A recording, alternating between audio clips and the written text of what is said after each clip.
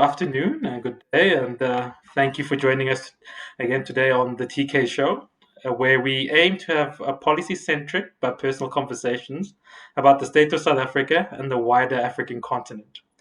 And in today's guest, Miss, but soon to be Dr. Odile Mackett, I think will really fit the profile of what we're trying to do here on the TK show in having these policy centric but personal conversations. So I think I just want to kindly just welcome Odile Mackett. Welcome to my show. Thanks, DK. Thanks for inviting me. Yeah, you'll probably notice that we're both work for the same institution. I'm new to the Wits School of Governance. Odile is also, I think, 1 year, 2 year anniversary at the School of Governance. 5, actually. Wow, jeez, you're a Yeah. veteran. No, you're a veteran. You're a veteran. Yeah, she really is. I'll say like one of the bright thinkers at the School of Governance with a very interesting area and focus, which I think we'll probably tease on a bit. But I think Odile, maybe just for you to give our viewers and also our listeners just a brief profile of about yourself, your work, who you are, and the like. Okay. Thanks. So, yeah, I'm a lecturer in the Wits School of Governance. I've been there for the last 5 years. Before Wits, I worked in UNISA's Department of Economics. I was there for almost 3 years. So yeah, it's been an interesting journey, in terms of disciplinary focus of the different schools or departments. So at UNISA, it was obviously like a one discipline department. In the School of Governance, we're sort of multidisciplinary. So you engage with colleagues, that you wouldn't necessarily engage if you were like just in an economics department. So it's quite interesting. I think it's also there that I've sort of, found like my research focus. I don't think, I've been like super comfortable with economics as a discipline.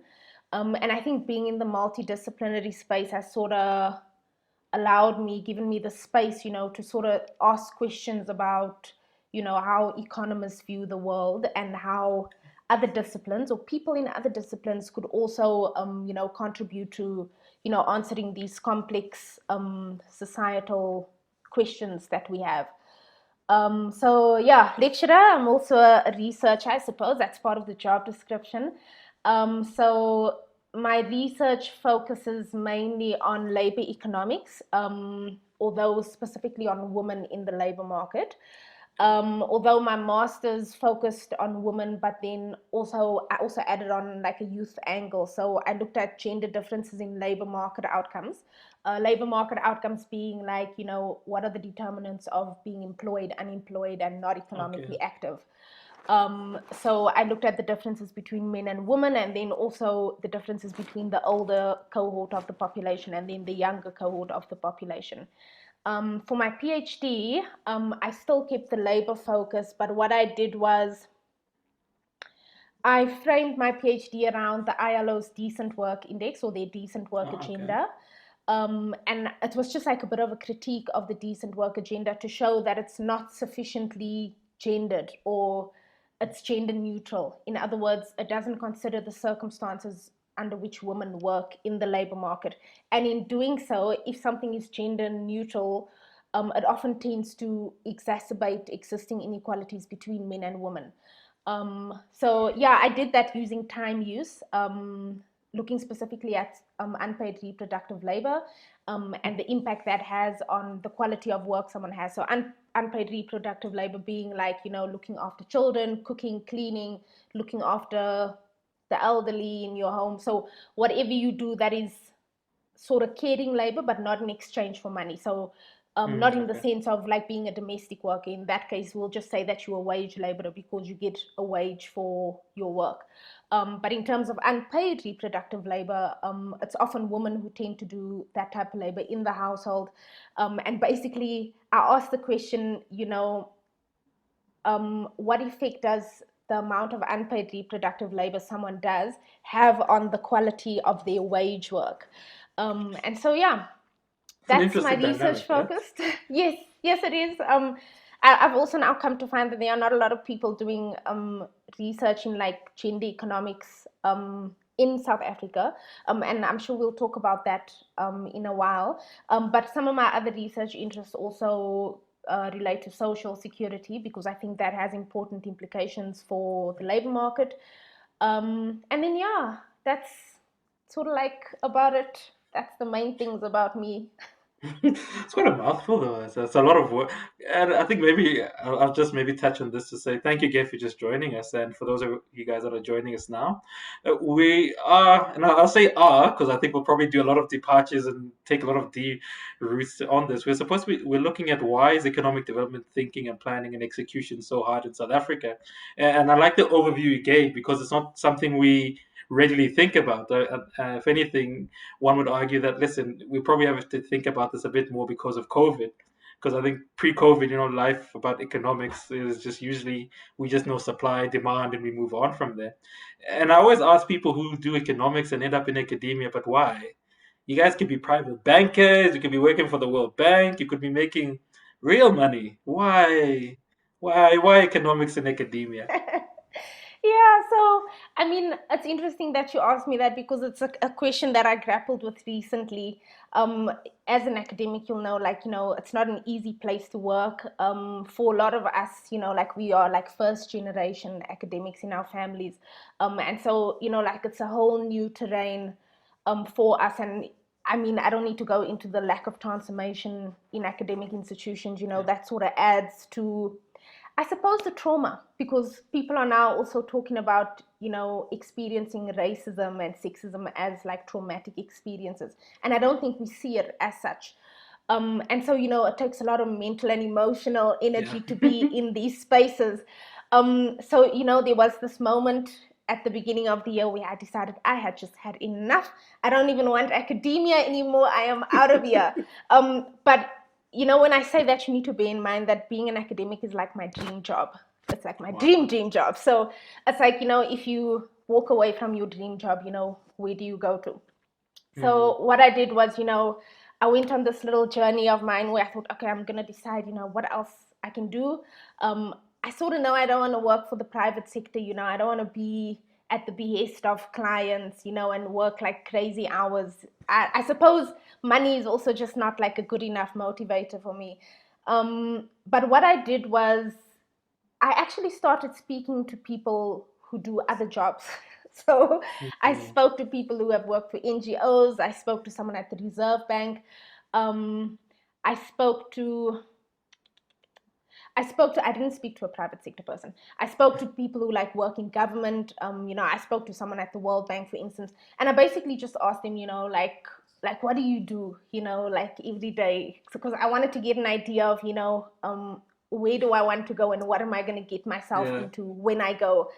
And the more I mean, it sounded really interesting what people do out there, but the more I listened to people talk, the more I realized how much I would be leaving behind, if I left. Mm, And one of the main things for me was like academic freedom. So not just having the freedom to say what you need to say, without having to worry about, you are critiquing your own institution, so you might get fired or whatever, but also just in deciding, what is important and what I want to write about. And I think this is especially important, like for an area in which I work. There's this one podcast, it's Therapy for Black Girls, where this lady talks about, she's a psychologist and she actually does research on, racism and the experiences of Black people. And she says that, she established a center. I don't know what the center's name is. It's in America, these research centers. And she said that, the most difficult thing is that to get funding is because the people who have the money are often not interested in exploring these types of issues, right? So issues about racism, who cares about that? Only Black people, mm, right? Guess what? Black people are not the people who have the money. So mm. so basically, I mean, it's an isolated example. I'm sure there are many like that, but I feel like, I might run into the same trap elsewhere, because the things Mm, I really care about are the things that affect marginalized societies. And the people who have money to fund those sort of things are not interested in that necessarily. So just like the academic freedom, to do what I need to do, to start the projects I want to start, not to be held ransom by clients, who want something to sound a certain type of way. And also, I suppose the teaching, I must say, I don't enjoy the teaching that much, although I did initially, I did initially join academia because, I thought I love teaching. And I suppose maybe it's like our students, I mean, they're interesting, right? I'm sure you know by now that we have an interesting set of students. It's not your usual sort of first year Yeah. wide-eyed, who's here to find out what's new and what I'm going to learn. But it's people who are like really demanding. People who are, many of them are high-profile people Yeah. in their jobs. So it's a really interesting dynamic, especially like a young person and a person of color, teaching students like that. Um, and so I do enjoy the teaching, but it's not my favorite. But I teaching enjoy is, the we all fall in and out of love of tea. I think yeah, I sometimes have seasons where you're like, I wish I was not doing this. And then you're like, I can't wait for this module. So I think, yes, I always say it's like seasonal. It always goes seasonally, I think. yes, it's up and down. I do enjoy the supervision though. I mean, I find that really interesting, like having the one-on-one with the student that you don't get like in the bigger classroom. But also, to be honest, like the pay is okay. I know as academics, we never talk about that, because academics don't do things for the money, we do things for the whatever good of the world or whatever. But I mean, honestly, like full professors get paid like close to R1 million. Some of them probably go over that mark. So it's not like, we're struggling. I Mm, find this notion of the struggling academic interesting because really no academic is struggling, like we are probably upper middle class, most of us, if we're being honest. So yeah, I think yes. I think given if we had to compare skills, so yeah. take what I'm earning now, for instance, and what I would earn had I been working, for, I don't know, the World Bank or the IMF or whatever. Yes, it's like, okay, this is a pittance. It's But I poverty. mean, yes, but I mean, in the bigger scheme of things, and just Mm, the other benefits that come along, with the job, um, yeah, I think it just can't be about pay. There's got to be mm. other things that are also important to you. So, yeah. Well, I think it's interesting that you link the issue of pay because always, for some reason, when I remember doing economics, it was always this supply and demand thing, and the rational being always supposedly supposed to maximize on what you're able to do. But maybe that's actually another starting point of can you just demystify economics for us? Because economics is one of those. It's a bizarre subject in that it's. I think I remember from economics one, they tell you that listen, economists are probably the oddest people in the world. They never agree with one another and you're just thinking it's a promo.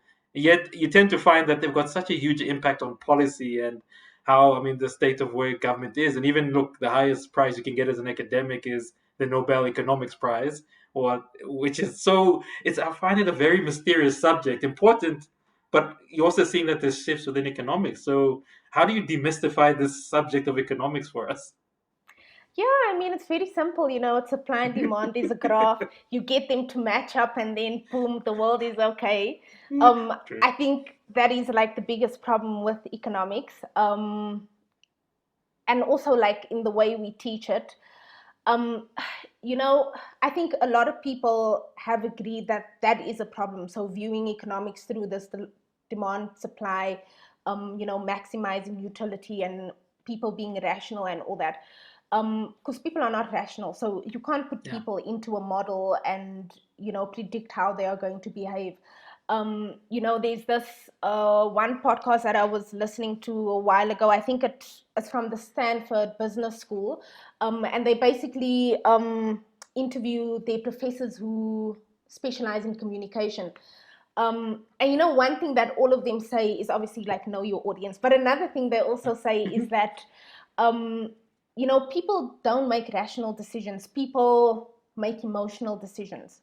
And Mm. so they say when you communicate with people, you got to communicate with their emotions, right? Rather than their Mm. rationality. Because we hardly ever sit down and say, pros and cons, and this is what I'm going to go with, right? So maybe we do that with big decisions every now and then, but like every day on a day to day, I feel hungry, I drive past McDonald's, I'm going to eat it. I'm not weighing up, the fact that my doctor said, I have high blood pressure or whatever, so I should probably turn into Pick and Pay and get the green salad. I'm feeling hungry, so that's where I'm going. So like people are not rational, and I think that is like the main problem with economics, and also with economists themselves, is that I was on a webinar the other day or conversation rather, where someone made the comment where they said it was about diversity in economics, and they made the comment where they said, a lot of people in the industry who work as economists are not necessarily called economists. They'll have all sorts of different titles, analysts, this, that, and the other. But those people who are like, running models and whatever, like you'll find that they're not really diversified. And I basically said, like economics as a social science means that we're looking at more than just people who are running models every day. And I think that is like the crux of the thing, is that economics is a social science, and too many of us are treating it as a natural science, where we click a button and then there are all the answers. I mean, we've been having the answers for years, right? And yet we still have poverty and inequality and unemployment in our country, despite the fact that we have all these nice policies that have all the answers to our problems. So yeah, just this like economics being a social science thing, and also it being like a silo. So I studied, my undergrad is a BA in politics and economics. So I didn't go like, the conventional BCom route. But if you go the conventional BCom route, students don't tend to do like other social science subjects, like politics or development studies or whatever. And if they do it, maybe it's just like a semester. But I think that, a lot of people are missing that social science element in how they think about the economy. And I find that just having done politics and economics together, I feel like I have like a little bit of a different view, of how I see the economy. I don't just see it as a place with numbers, I also see it as a place with people, where we have different political parties, there are different interest groups, and those different interest groups have access to different types of resources, and that's when we start talking about the economy. If I speak to our colleague Prof. Antwini, he does security, right? So he made the example of, if ISIS is at the border by Mozambique, we need to send the SANDF to be there. That's when we start talking about the economy. How much is that going to cost us? But ISIS, we don't see ISIS as an economic issue, right? We see ISIS as a security issue. We may see it as a political issue in how, the different administrations are going to work together. But sometimes we're just missing the little economic issue. And so just like economics being like taught in a silo as well, I think is one of the problems. And then of course there are the people who go over the sea to get taught economics, which is another problem. But yeah, we can talk about that if you want to. No, I do find it fascinating that at least you're able to marry two basic ideas, which traditionally is what you're supposed to do. Because if I'm not mistaken, politics is, I think economics is referred to as the queen of the social sciences, or I think that's what it's referred to. But those, if you study traditional economic thought, is that you could never do like Marx. Marx never said I studied pure economics. It was politics with economics, so you can never really divorce the two. And I've always just wondered though, from you guys, because I'm sure South African policies. You've said for some reason we always, I think the latest hit at the moment is Miss Mariana Mazzucato. I think she's the latest it within South African government speak. And I think President Thabo Mbeki used to have the Harvard Review. Basically, I think it's a Harvard Review economist, guys. So I've always found it interesting that everybody knows economics is important, but like you say, we never do an investigation to say, listen, what underlies the thinking behind it. And that's what I've always found economics in South Africa fascinating, that it's like almost as though if you do economics one in South Africa and if you do economics in the US, it's almost like the premise, we never shift the premise to say what is South Africa's standing on it. So that's why I always ask people like you who are doing economics, do you find that it's I don't want to use the word transformation because I think we use it a lot in South Africa, but do you find that we need to, I think decoupling, I think that's a more classical term to use. Do you think that we need to maybe revisit how economists or people working in the economy assist public policy makers in South African government? Yeah, I think for me it's more a question of like who. So, Mm, like I said, there are people who go overseas, and it's funny. I thought about this the other day. I never used to read the newspaper when I was a teenager, but for some reason I read this article. My father used to buy the City Press on a Sunday, and this was like during Thabo Mbeki's era, and there was an opinion piece about obviously at that time there was a lot of people who were in exile who studied overseas, and then they came back and they filled all these important posts. Um, and then of course there were all these other scholarships that came out of it, right? Like yeah, the Commonwealth Scholarship and yeah. the Rhodes Scholarship, the stuff that you can use to sort of go overseas and then come back and improve the country.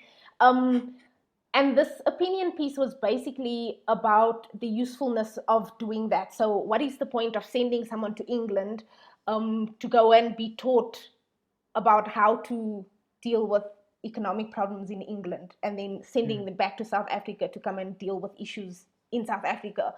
Um, and I find that there is no real difference actually between what we're taught here at undergrad and what you may find like in the US. In fact, a lot of our textbooks are written in the US, right? And mm, then we just adapt it for our South African context.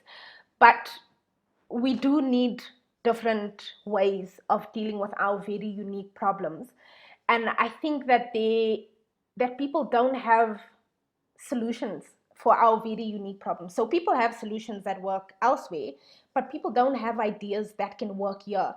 And if you do find people who have ideas that could work here, it often comes across as like very radical because we hardly ever hear those things. mm, Like I remember there was this one webinar we had at the school, and it had a researcher from the Institute of Economic Justice on. I can't remember her name now. And just, the type of stuff that she said was like, like it makes so much sense, but I mean, it's so far from what we are doing, so it seems like such a radical idea when those types of things should actually be mainstream in South Africa, and we're not thinking about those things, and also the way that our policymakers are putting together the teams, to sort mm, of give them insight on those things. I just went back again today to the President's Economic Advisory Council, who's supposed to advise the president on, poverty and inequality and unemployment. And I mean, I don't need to tell you that, like, women, for instance, are the most afflicted by those problems, right? And yet he mm. doesn't have like a single gender economist on that panel. So now I ask you, what are people going to tell him to do? And who are those things going to work for? So I think that it's not just about what is being said, it's also about who is saying those things. And I think there's also this series on Netflix, The Inside Job, where this guy basically, there's a part of the series where he explains how, a lot of these academics who worked as consultants, during the crisis and even before it, who work as consultants and advise government, a lot of them actually have conflicts of interest, right? Because they have their own interests. So they are going to advise one way or the other that works for them as well. I mean, I think about, we have such a huge youth unemployment cohort, right? Mm. Or unemployed youth cohort, rather. Um, and then we think about the government as it's sort of us, like Barack Obama says, it's us making decisions together, right? So now Mm. I ask you, is there someone in the ANC as an example, I could use DA or EFF as well. Is there someone in the ANC's youth league, for instance, who can, push the agenda of the unemployed youth? Or are Mm. the people in the youth look so far removed because they are actually part of the elite, right? That they cannot possibly fathom, what an unemployed youth on the ground is going through. So I think there's just like this disconnect between the people who are making the decisions and the people who are actually being affected by the decisions. And perhaps that's a bigger problem that we have in the world. Perhaps it's not necessarily a South African problem. But I mean, I don't know. How do you get people on the ground, to filter up their problems through government? I suppose that would be, a governance question or a political science question. But I mean, all those things like go together. Yeah, but I think I love the angle you use about include as in, because I think, look, I think we can be quite honest about this, that sometimes when people make the argument for inclusion, I always tend to find that, look, it's normally like a 5 minute or even a 3 minute snippet, and it's like jargon. So, like you say, it'll be inclusion, transformation. But I like the way you put it, to say, listen, if you literally think about it in terms of when, because I used to work in government, when you get given a policy, you literally are trusting that the person who's giving it to you has done a 360 view. And you're right in saying, if you've never considered, like I think in some of your work, you look at the issues of the informal sector. A lot of it always baffles me a bit that we never really spend, invest enough time to say, what does the informal sector look like and what can we actually reap from it? And you're right in saying it is maybe an inclusionary thing. And that's why maybe I'm always a bit confused by, because in theory, I mean, if you follow the MIT school of thought with economics, that listen, it all goes down to a quantitative and numbers do not lie type of thing, then the numbers should be telling us that, listen, if you don't include, like as you're saying, maybe a gender economist, if you don't include the informal sector in your planning for the future, you are literally leaving behind a huge cohort of, like you say, not just numbers, but actual living and human breathing people. And that's why I think I've never quite understood how economics in South Africa works. Because if you look, I've had the privilege of living in Germany and Australia. They're literally the way they speak to their problems. I know Germany they'll come here with their experts and say X and Y, but when they're among themselves, when you listen with that very hard language of theirs, they speak in economics which works for them. So I've never quite understood why even our schools. I mean, look, we can segment them. I don't think it's wrong to say, listen, we all know that there's your do you want to say Ivy League? That's a wrong way of looking at it, but it's but you know what I mean. There are your universities where, by virtue of the rankings, right? If you look at their economics, I mean, we all know UCT is very brilliant and strong in certain aspects. Wits is very strong, but I think probably UJ is a bit probably one of the few that's actually looking at the informal sector. And if you look at women in economics, like you said, you would think it's a normal thing to look at because, I mean, South Africa is South Africa, but you don't really get, like you said, a whole institution dedicated towards saying, oh, by the way, why is it that women find it hard to get financing for work? So I've never quite understood.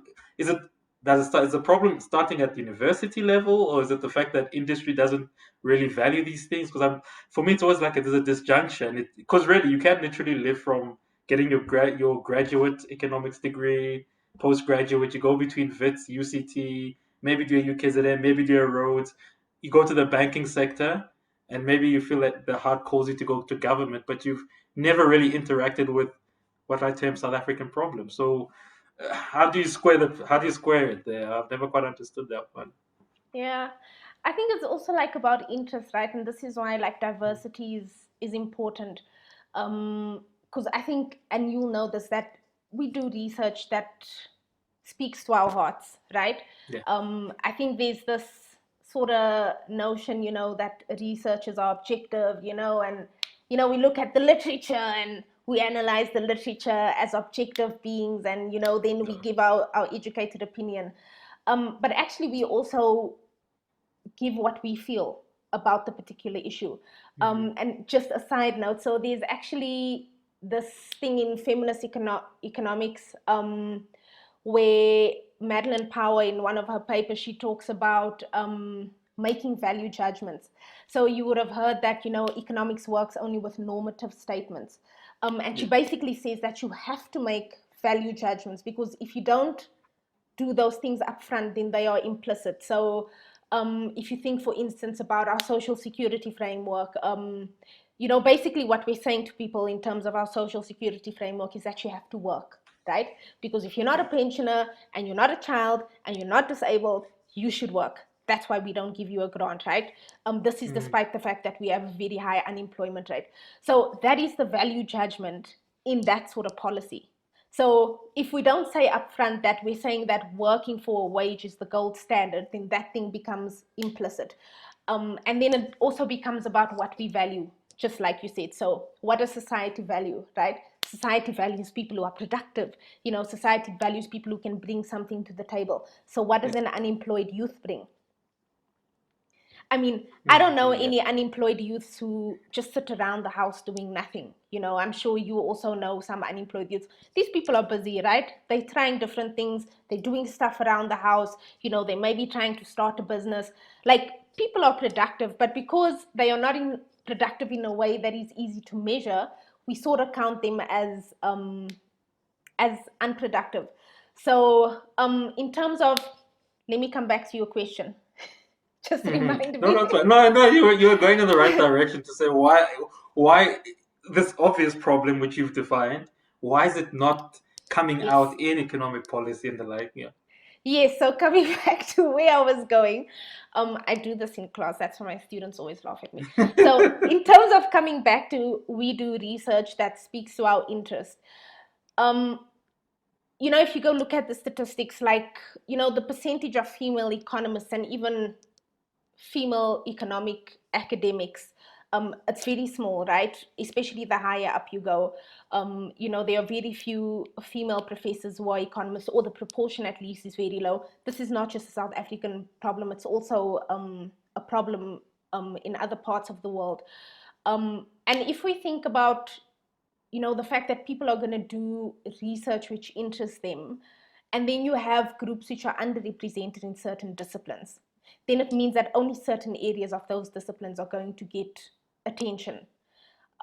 So then it means, the other economics issues which maybe affect women, maybe then we call them with the sociologists, or we throw them to the development studies people. But in actual fact, those things should be part of the mainstream economic debate.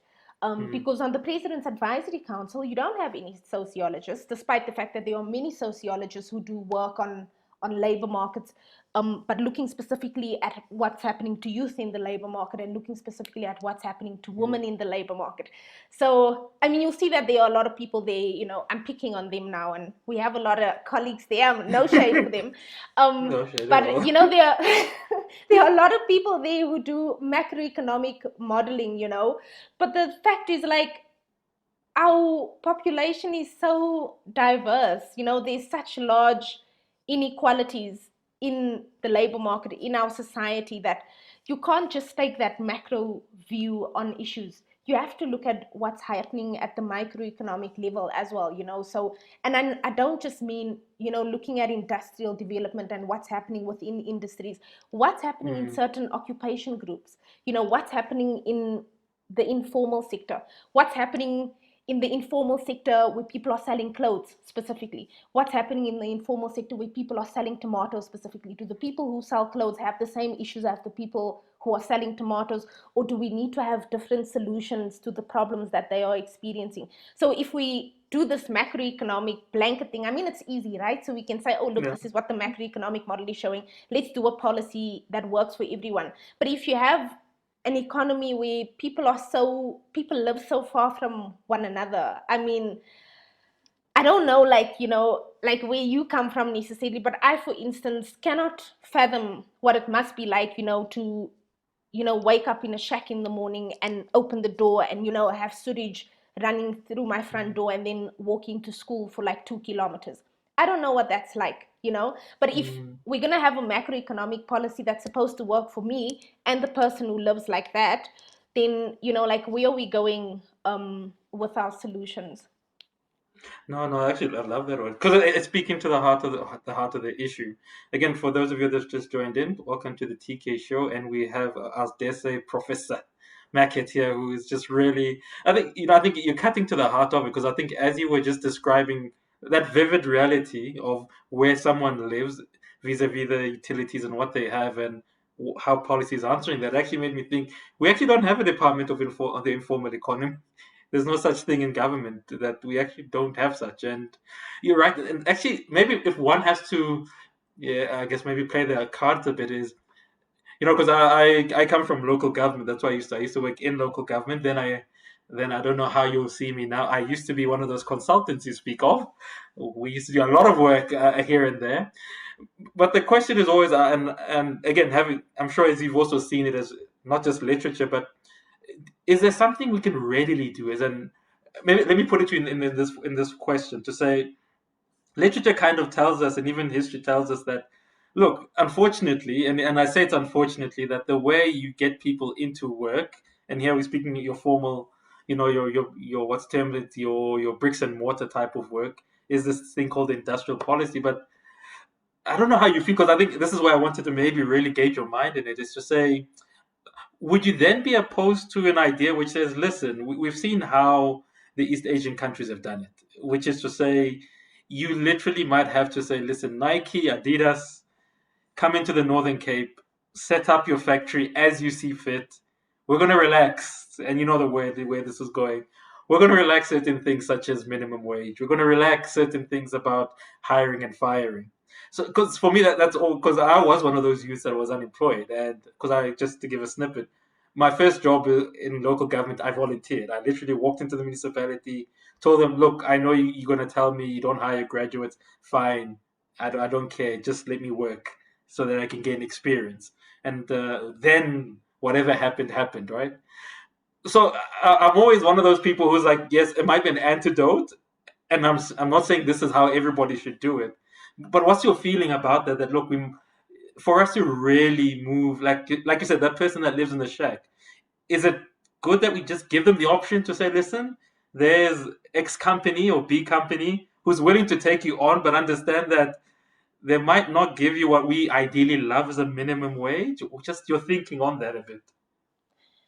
Yeah, I think I like to use the East Asian countries in my class because it always makes for an interesting debate. And this is where the politics and the economics meet, right? Mm. So what you're basically talking about is, relaxing the democracy, for I think lack of a better term. you put it in a nicer way. Yes, I never thought about it like that, but you can say relaxing the democracy. I like that. I'll use that one if you don't mind. Yeah, so there's this video that I show my students, where it basically shows, the point where South Korea was, everyone was essentially dying of famine. And then, they got this. Do they have a president or do they have an emperor? Why do I think now that they have an emperor? I think it's a president. I think now it's a president because I remember there's a he now. Yeah. Yeah. So then they get this person who decides this is the way we're going. And then everyone just goes along, because everyone's hungry, right? People are dying of hunger. Mm. So people don't care for their human rights. They just want to eat. Um, and, I do think that democracy is a Western concept, although I don't want to get into that because I'm not a political scientist. But I do think democracy itself needs to be questioned. But I also think that just as authoritarianism comes with certain costs to society, right? So maybe it means there's a curfew like we had now in COVID, because remember, a lot of people were comparing the situation to, Mm-hmm. authoritarian regimes, right? So there's a curfew, you can only buy alcohol at this time. This is what some countries have, right? But then maybe people have jobs, people are living fine because the rules are set, we all follow the rules, and it means that everyone gets their piece of the pie. But democracy also has its cost. And I think America is a good example of the bad things, if I can call it that, that comes with a democracy. So how much freedom is too much freedom, right? Mm-hmm. And at what cost are we getting our freedom? So no, I'm not saying that, we need to convert to an authoritarian state. But I do think that, our democracy has it's allowed for just a lot of voices to come into, the political realm. And that's a good thing. But it's not a good thing if you have, like the ANC, for instance, who is fractured, where even within the party, people have different interests. Because how do you then agree on something? And that's when, the politics takes away from the progress, Mm. when we can't come to an agreement on something. So there's this map that I always show my students of Africa and just how diverse it is, and I actually asked the question, is Africa's diversity costing it? Because if you look at the rest of the world, populations are more homogenous, right? So Yeah. in Europe, you see more homogenous populations. In Asia, you see more homogenous populations. But if you have like a small land mass and you have like 10 different cultural groups, who all have their beliefs, their interests, their things that they need, their land, how do you get people to come to an agreement on something? And I think that is our problem right now. And even within our opposition parties, often we find that people are not disagreeing with something because there really is an intellectual case to be made for disagreement, but because we are there to disagree. I just think that there's been like this regression in debate, and it's not just in politics. I've started seeing it in academia as well, where people will engage in seminars, and instead of arguing ideas, we start arguing with each other. So we're playing the ball, the man and not the ball, as they say. So yeah, I do think that that is the cost of a democracy, is that every voice matters. But I also think that, as people, we also need to be aware of, where we sit in society. So, for instance, if we're going to talk about, struggling academics, if we're going to call ourselves struggling academics in South Africa, then really, like, we are completely out of touch, with what is happening in the country, right? And if I'm calling myself a struggling academic and I want to make sure that I protect my little piece of land and I protect my salary, so I don't want the tax increase, even though the tax increase could go like a small way, to help, someone who maybe has nothing. I think like we're just like missing, that sort of bigger picture. And it's also because we don't have leaders, who can show us that bigger picture, because the leaders are themselves trying to, people are stealing from the poor, like with no shame. So if you have someone who's like taking social grant money, to buy a BMW, like no conscience whatsoever, then, I mean, how do you expect, the very wealthy in our country to say, you know what, I can give my whatever 20% of my gross salary, because at least I know that 20% is going to go towards, it's going to go towards some guy, being able to start his own business, or it's going to go to someone, who at least has money to print a CV and has taxi fare to get to a interview. But I mean, if you have someone stealing that CV printing money, to buy a BMW, then I think we've just morally, like we've become completely bankrupt. And I think, all of us just need to like reflect a bit, on where we are, even the middle class. Yes, I think, there is a part of the middle class who may be struggling, maybe people who have large households. But I also suspect, I don't know. I also suspect that a lot of people are just living above their means, because that's just how materialistic we've become as society. So if we're always trying to get bigger houses, bigger cars, more of everything, then it means I don't have perspective in terms of, the other person who doesn't have. And, the government could be taking a little bit more from me to give to the other person. But also, if the government's taking for itself, then, I mean, no, I'll the take for government must myself. leave my money. Yeah. So, I mean, it's, there are many factors, but I think it's also about just, people being able to come to an agreement, and having leaders who can sort of galvanize people around a common vision. But of course, like, most of our political parties are morally bankrupt, so I don't know who's gonna do that for us. But I think you answered in a very interesting way, because one might it goes back to, not, it's not roles, but I think it goes back to what you're saying. It's almost like we don't have a social contract in South Africa, which is Leviathan. I think that's the Hobbes. I might not remember much from political science, but I always remember the Leviathan. But what you're saying speaks like it speaks to, maybe we've never actually, like you said, we've never done the costing of a social contract in South Africa as it relates to the economy, which is to say, look, like I don't have a problem paying tax, but like I said, my issue is when you see your tax going to other means, then you start to visit your friends that are CAs to say, can you make magic sort of happen here? Make magic happen, and it's actually yeah, because I think East Asian communities sort of have that social contract. I remember speaking to one ambassador from China. He explained that, listen, he said democracy is very easy because at the end of the day, like you said, there is no cost outside of being voted out. He says in China we don't sleep because the cost these people will kill us if we do not basically give them economic development. So I was like, which one? Who seems easier, President Cyril Ramaphosa or Premier Xi in China? Because one knows that if this thing falls apart, there's a whole billion people on you. But I think, look, it's now, I think probably just maybe returning to your work a bit, because I think there's an article you put, the effects of COVID-19 on women in South Africa, an analysis of using social provisioning framework. Very big English words, which I'm sure you'll break us down into. But I think I ran into something on TV which was actually explaining, and I think even Brookings put that up to say COVID-19's effect on working women has actually been quite negative. Where I think there's high levels of depression. It's also exposed, like you said, the informal sector. When you just do a blanket lockdown, how are these women who are working in the informal sector supposed to actually get the work done?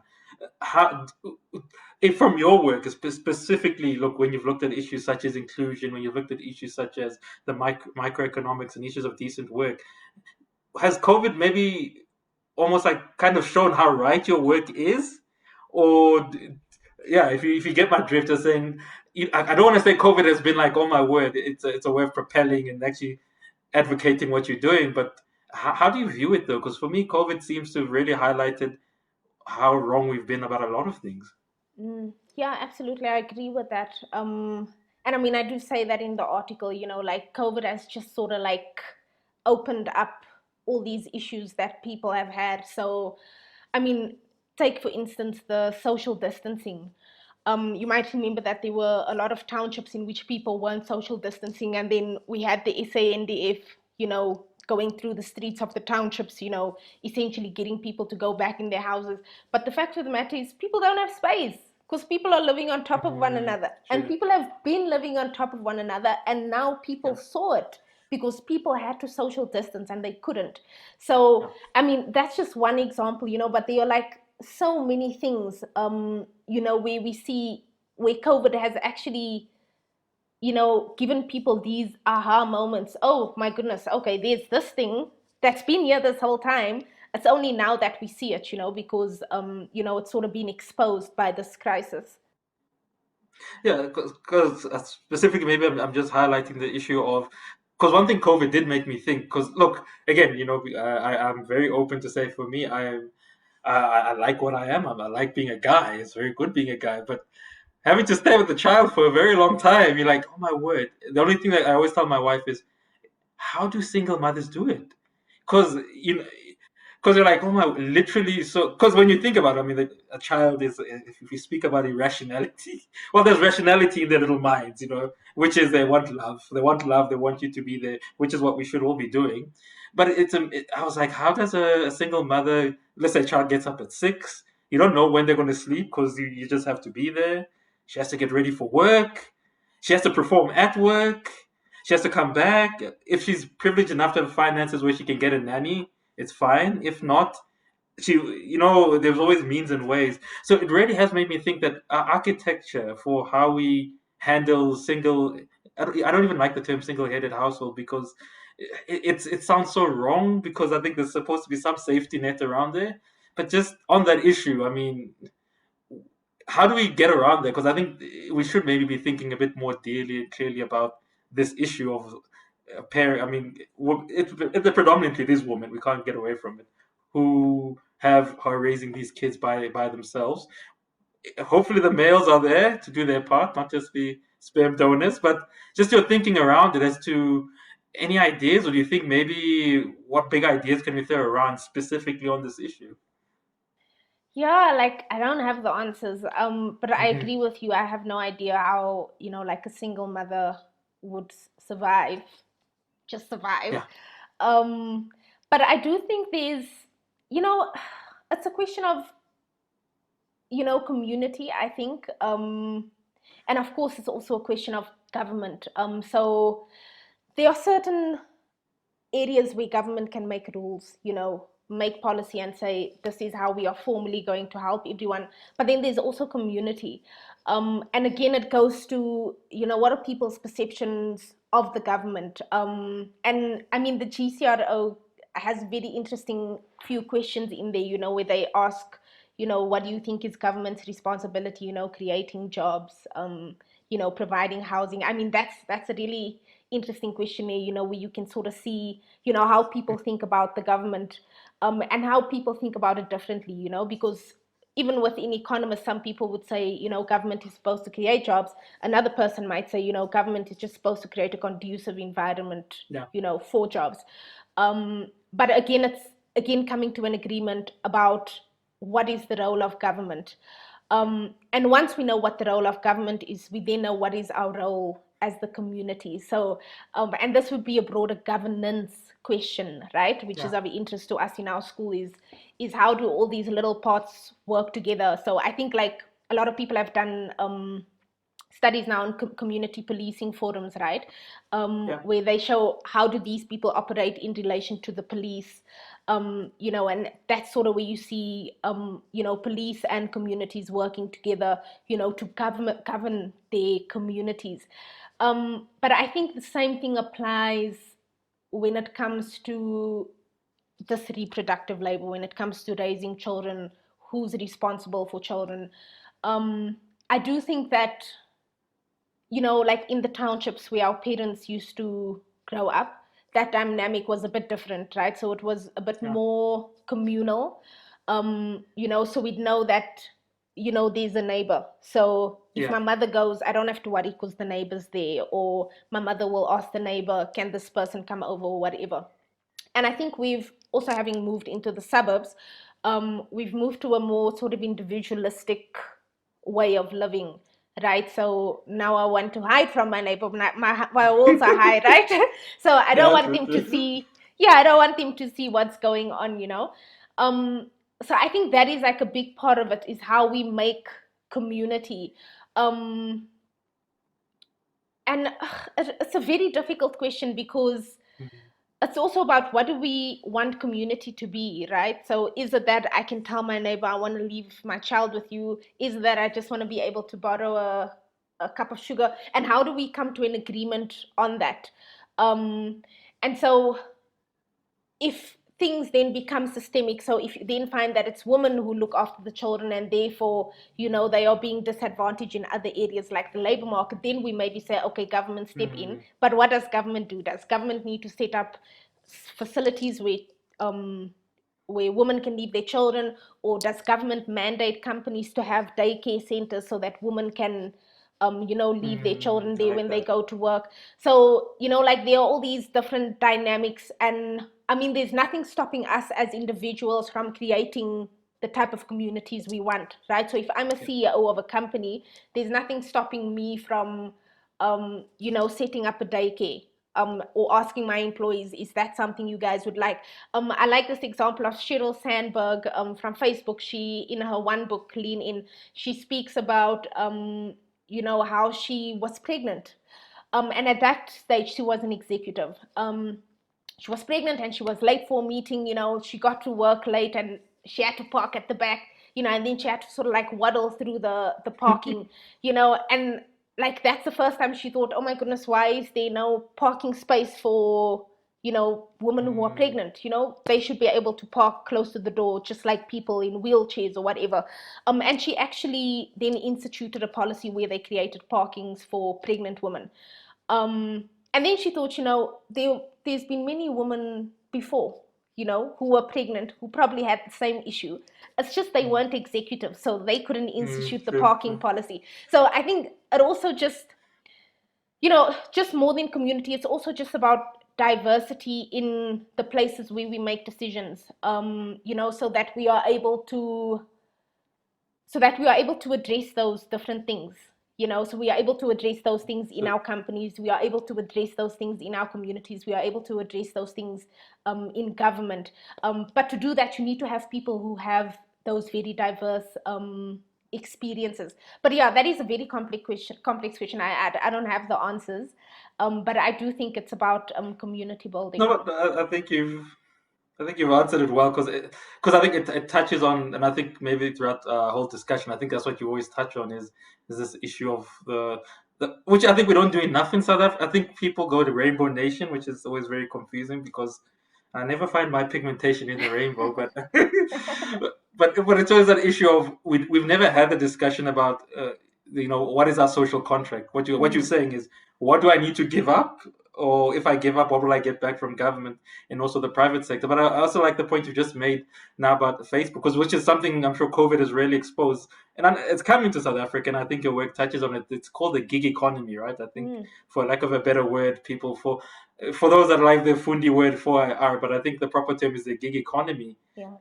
How do you think that I mean, we already have the problems we have, so you can just now imagine for like your work such as yours, when you look at the decent work, well, the ideal, which you said is a bit flawed, but we work with what's there. How do you think now this, because I mean, some argue that, listen, COVID has simply accelerated where we were going, and if you look at how the gig economy is played out in the UK with, is it these companies, you take their versions of the take a lots, their versions of Uber Eats, where people, I think you basically work, it's beyond minimum. It's beyond minimum. How do you think that's going to play out in a country like South Africa, where, like you said, we've got a huge youth problem when it comes to unemployment. We've got a huge inequality issue of and by itself. Now you bring in this gig economy, which COVID has accelerated. Yeah, not looking for an answer, but looking for. Do you think we're thinking enough about? Because I mean, at the end of the day, when people ask me what my job, I'm saying I'm a professional thinker. That's, in theory, that's what we do. We're Yeah. professional thinkers. Do you think from our end we're thinking enough about that, or is it still, like you say, it's easier just to run a model and say, yeah, the model says GDP 2.2, and Mm. then the like. Yeah, I think it's interesting, in South Africa, given like the important contribution that unions have made traditionally, right? And I do think it's already here, right? So we see the Ubers, we see Sweep South, but decent work is also about, and I think it should be about, what workers need. So it's sort of about equalizing the playing field between government, business, and workers. That's how I see decent work anyway. And so if you Mm, do that, it becomes a little bit complex, because then it means that what's decent to you might not be decent to me.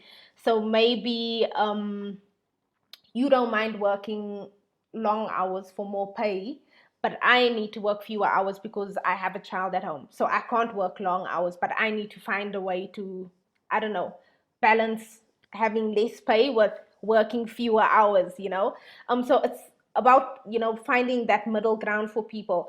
But I do think that, the gig economy also presents new opportunities that weren't there before. So if you think about people on Sweep South, the platform for domestic workers, there might be people on there who may have been going from door to door, to try and find work, who may not be able to do that. But if they register on the platform, they can then be like matched easy. I suppose it's like a dating app, right? So instead of having to go to a bar, you can just log onto your app and find someone without going all the way. But I mean, it's essentially like the same thing. And I do think there's also a bit of, how do you say, people have greater control, over when they work, what type of work they want to do, right? So if you're on Sweep South and you don't want to work on Fridays, you can make yourself unavailable for Fridays. Of course, that comes at the cost of losing income mm, on that day. So I mean, there's flexibility. So there's this, it's flex security. One of the authors that I security. cite called it. So they talk about, finding that middle ground between giving workers flexibility, but also giving them security. So if someone is in a full-time job and they have that nice secure contract, but then they can't even go out for lunch hour and go stand Yes. in a queue at Home Affairs, for instance, then that's also an issue. In fact, I read a paper the other day of someone, it's not in our country, it's in another country, where they actually ran a model on waiting times. So things that people wait for. So you wait for transport, you wait for this, you wait in the line at the clinic, where someone else Mm, might just walk into the doctor's office. You're waiting for the taxi, someone else just jumps in their car. And they show how the difference in the waiting times between high income earners and low income earners, Yes, that's and fascinating. low income earners spend so much of their time just waiting for stuff every day, whereas high income earners, a very small proportion of the day, they spend waiting for stuff.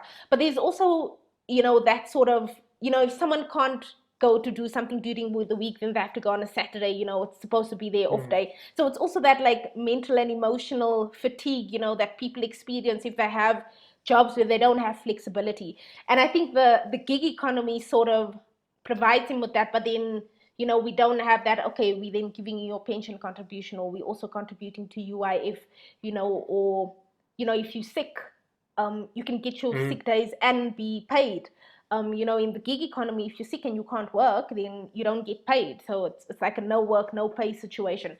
So yeah, there are all these little arrangements, and we do need to take that into account, because that is going to become more prevalent.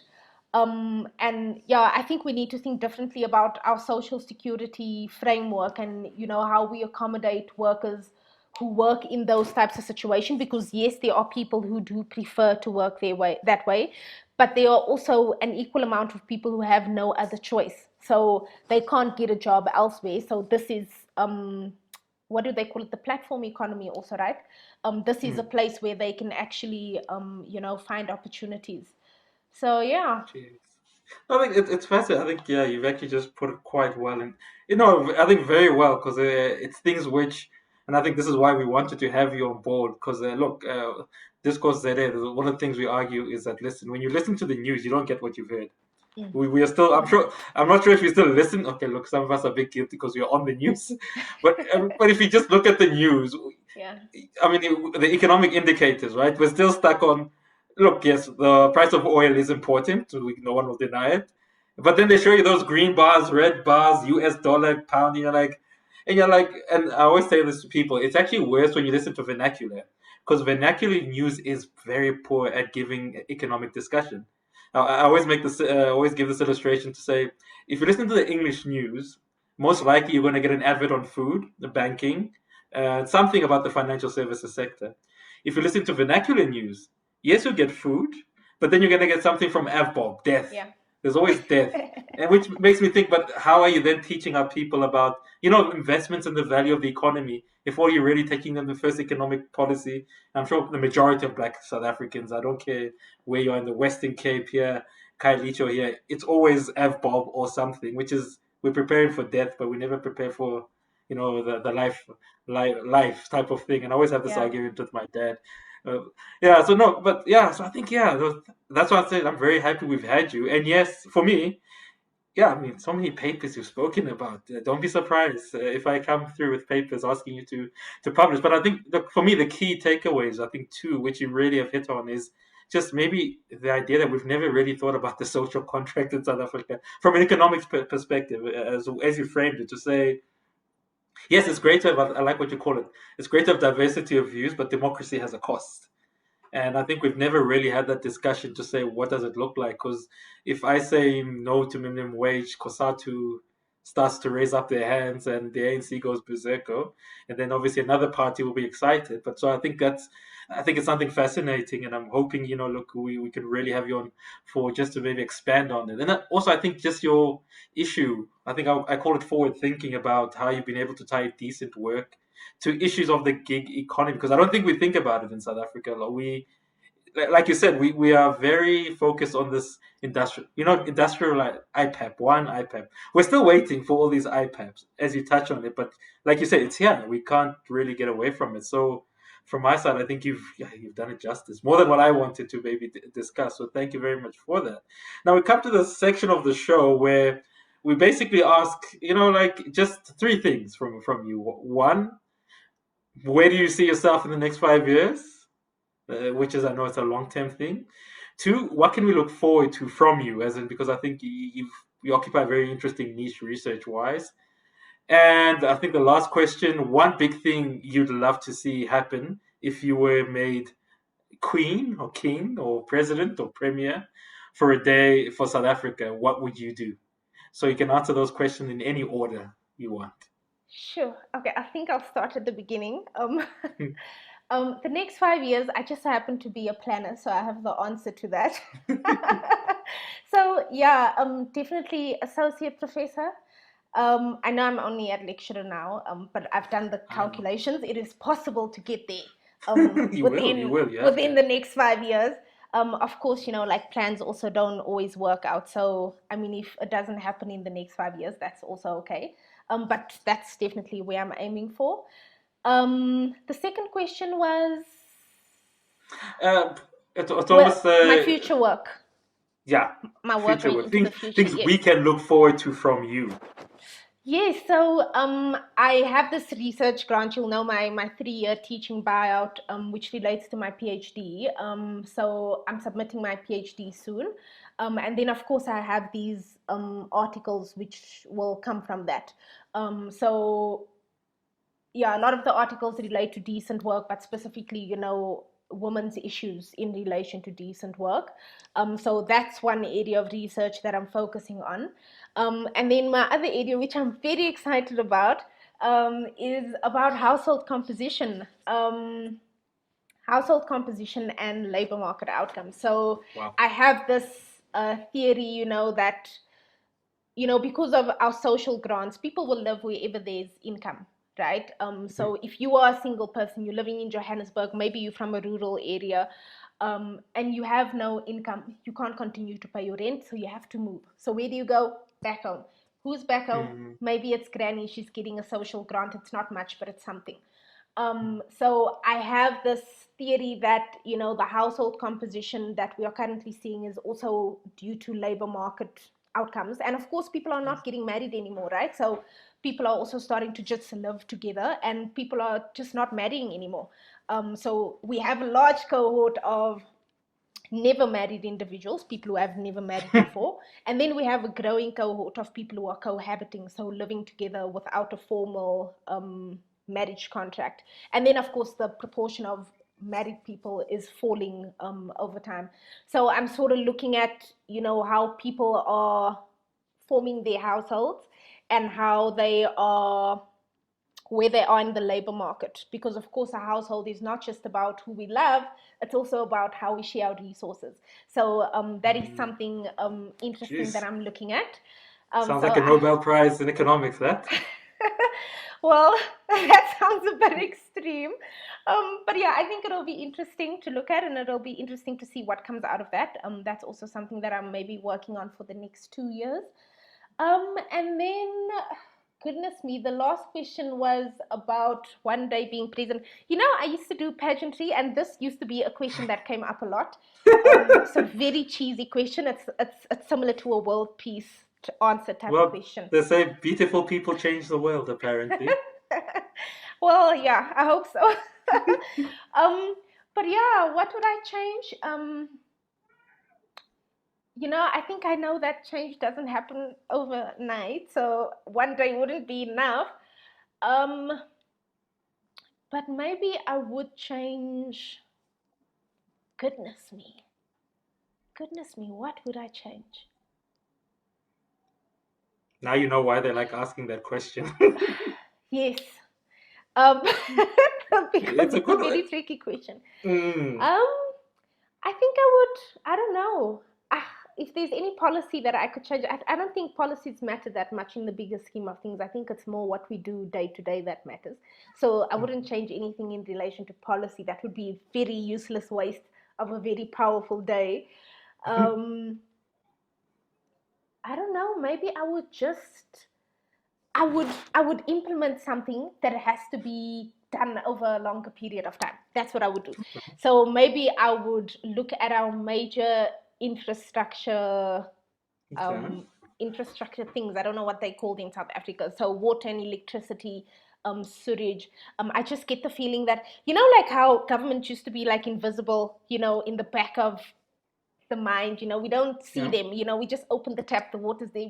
We click the switch, the light is there. Yeah. Government was invisible because those things were working. And now they like here. I always say like they need to be like a wedding photographer, like they need to be there and capture the day, but we don't want to see them actually, they're not part of the day. So That's a that's nice way how of putting it. That's how I see government, and I feel like Mm. government has become like too visible because they've become dysfunctional, and things are not working. So maybe I would implement a order, um, that says, all of these things must be maintained over the next month or so, whatever money needs to go to renewing and maintaining the infrastructure, just so, government can go back to being invisible, because really, like, we don't need to be seeing them. And we are seeing them too much in the potholes, in the lights that are off, Mm. in the sewage that's running down the road. So, yeah. Wow. Doctor, I'll say Odile Mackett. You can tell you really do think like a economist. The way you put it down to price, no, it was actually quite wonderful. Thank you so utterly much for actually giving us. I know you're quite busy. I just I think more than a moment of your time, and also I think look the way you've done. Like I said, for me, it has been an enlightening conversation because it's got me to think. I see the conversation we've had in three ways. One, I think you've given us a great synopsis of almost like the past of economics, as in its failures, the way it's gone wrong. But you've also been able to marry the politics of it, which is not a conversation which is not always held well in South Africa, because I think it's Mm-hmm. for some reason, these countries where we get economics from, they're great at having this conversation. I think we've yet to graduate in our universities and just life in general to have this marriage of politics and economics. And I also think, look, I'll hang on my hat on the issue you've raised about perhaps the issues that we don't have a social contract. And the sad thing about contracts is if you don't see yourself in it, you become a very disruptive force. Because I think of majorities, you've said a lot of young people, rural, because I think we'll possibly if it expanded to rural and township people. And even look, I always tell people if you look at even Cape Town, as beautiful as Cape Town is, if you look at the Cape Colored situation, it speaks to people not having you don't see yourself in this contract. And I think it's an idea. I think you'll probably do very well in the future. And you've also given us an idea about not just the gig economy, which is the future, but what we can look forward from you. So you've given us almost like a 360 view of just beyond just economics. So I think that's what life is. It goes beyond just what you, as you said, I can earn a very great salary at the World Bank, which I'm still praying for. But you can, at the end of the day, I'm sure if you've traveled, there's nothing worse than coming home and seeing that, listen, you don't just want to be the one who's doing well. You want to see people around you doing well to their full potential, whatever that potential is. So, Odile Mackett, thank you so much for your time. I have enjoyed the conversation. I trust we haven't bored you too much on the conversation, and we look forward to just having more discussions like this with you. And we wish you all the best with your work. And yeah, God bless. Yeah, thank you, Tika. I really appreciate it. It's very interesting. Sometimes you also get some answers out of yourself when you talk about these things. So, yes, I definitely enjoyed it. And yeah, looking forward to conversations in the future and those publications that we're going to co-author. Of course, Yeah. of course, of course, of course. We need NRF ratings. Apparently, I need them. I need them. We do. Yes, we do. All right. No, no. Let me just say thank you, and I'll just stop the recording.